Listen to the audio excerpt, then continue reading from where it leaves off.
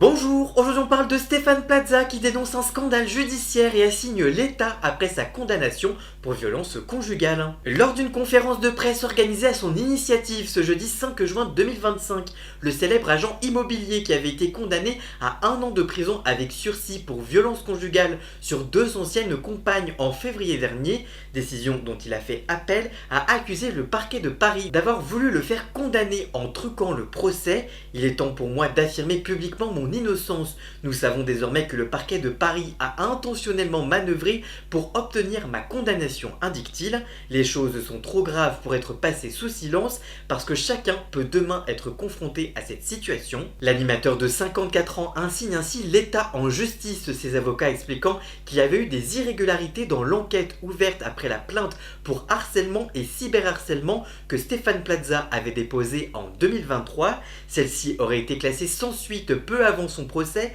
pour violence conjugale au motif que les auteurs des infractions n'auraient pas été identifiés, une manipulation de la part du parquet qui aurait produit des faux en écriture, ce qui est puni de 15 ans de réclusion. On en est certain que Monsieur Plaza n'aurait pas été condamné sur les faits de violence. Il y a eu la moitié de son dossier qui a été jugé, assurent les avocats.